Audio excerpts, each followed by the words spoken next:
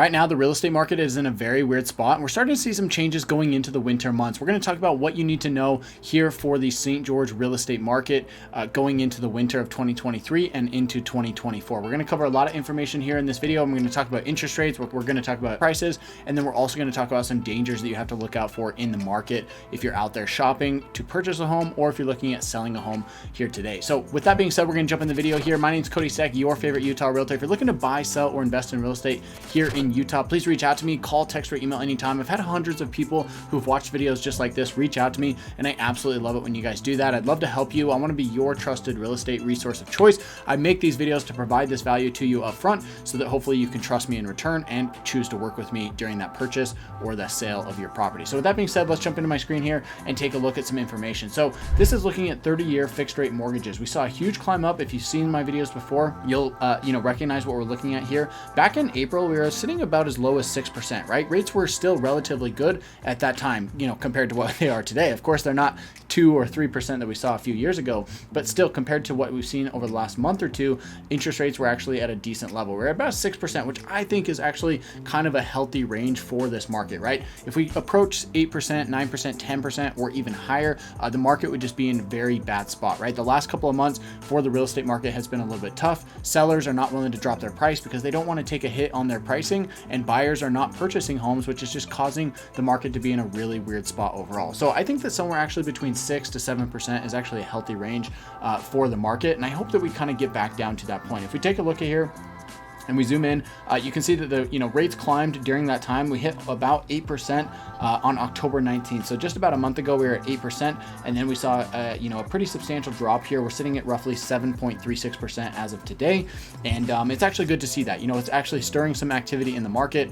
We're getting back to, we're only back to the levels that we saw in September, but we're starting to see some people jump back into the market and say, okay, now might be a good opportunity to actually jump in and do this. If you're looking at 15-year fixed rate mortgages right now, you're sitting at roughly 7%, just under 7%. So again, it really doesn't make sense to go 15-year if you're considering that. FHA, about the same thing. You're sitting roughly 6.75 to 7%, depending on your loan. You always are slightly lower, but you're going to have mortgage insurance and you're going to have some higher fees with FHA. That's why the rate is a little bit lower on that, and how it compares to conventional loans, right? If we jump over here to jumbo loans were actually cheaper than conventional loans for a long time, but at this point they're sitting at a point where it's actually more expensive. We're sitting closer to 7.75 to 8% here for jumbo loans compared to low 7% for conventional loans as of today. So with that being said, let's take a look over here at what's happening in the county overall. I'm going to zoom in here on my screen. For the month of October, we had 148 home sales listed here on this data set that we're looking at here today. Volume was at 84 million, which is actually down from what we saw last month, which just basically means that we saw less expensive homes selling and also homes selling for a cheaper price overall, right? We can look over here at the median original listing price versus the median sales price. This is what a home was listed for versus what it actually sold for.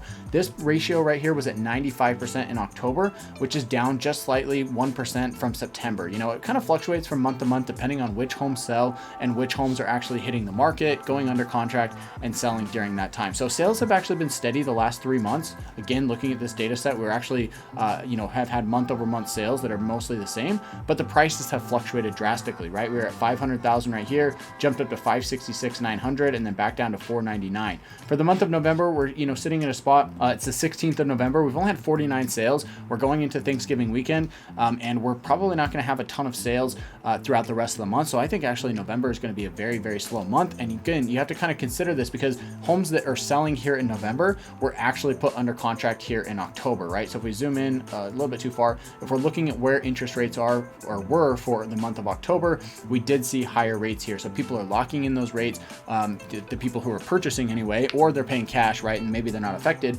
but the people who are shopping during that time are going to be affected by those higher rates. And that's why we're seeing the sales numbers actually drop. I want to jump over here. We're going to change this to average. We're going to look at the average versus the median sales price here. So if we come over here, and change this, you can see that the average was actually much higher over the last couple months prior to October of this year. We were at 603, then 639, and then 571. So again, this just depends on how you calculate it, but the average sales price to original listing price did drop here again down to 93%. I do think we'll probably see these same numbers as long as we stay around 7% or higher on the interest rate. I do think that we'll probably see the average sales price to list price be somewhere in the 90 to 95% range on the ratio. The other thing to look at here is the average days on market. This has basically been steady, right? 60 days, 54, 64. It's always going to fluctuate a little bit, but it's basically 2 months, which is actually kind of a healthy number if you consider it compared to a normal healthy market, right? So that's kind of a general overview on what's happening in the market. Now, one thing that I do want to address is something that nobody really seems to be talking about. I've seen a lot of different information out there in the market. I'm seeing people talk about how interest rates have to come down and prices have to come down or prices are going up or whatever. Everybody's kind of spitting out their idea. And I guess I'm going to be here to do the same. But something that I want you to consider that I don't see a lot of other people talking about is what happens if interest rates actually come down, right? If we come back over here on my screen and we jump back here to the median home price, if we actually take a look at what happens to sales prices when interest rates are low, we saw prices climb, right? You can actually see that that kind of happened here in the spring and summer months. We did see the prices climb just slightly from where we were at during the winter months. So we do have some seasonality there, but it's also tied to the interest rates that are happening during that time. Rates were a little bit lower, January through March or April here, we were sitting, roughly 6 to 7%, back down here to 6%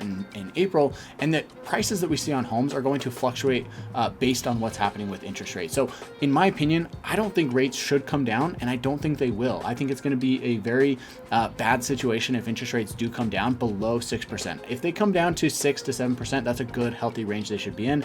But if they come down below that, if the Fed starts cutting rates, if people start thinking, hey, we're out of this inflationary environment, that could actually be a very bad thing for the market because it could cause prices to skyrocket. We're still seeing lots of people purchase homes, right? Over the last 6 months, just in Washington County, based off this data that we're looking at, we've seen thousands of home sales over the past 5 to 6 months, right? So that's thousands of people who are still purchasing homes despite these rates. And there's thousands more sitting on the sideline waiting for rates to come down so that they can also purchase. If that does happen, that's actually going to drive pressure into the market, and that's going to push prices up higher than where they're at already today. So it's kind of a, double-edged sword, right? Everybody does want prices to come down, or at least home buyers do, right? Home sellers, maybe not so much, but home buyers want prices to come down and they want interest rates to come down. But unfortunately, I just don't think you can really have both at the same time, right? If interest rates come down, that's going to cause people to jump into the market, and that will push prices up, or at the very least, at least keep prices where they're at here today. So I hope you guys enjoyed this video. If you did, give me a thumbs up and subscribe to the channel. I have a lot of people who watch these videos who are not subscribed to the channel. Make sure to subscribe for more info on what it's like to live here in St. George.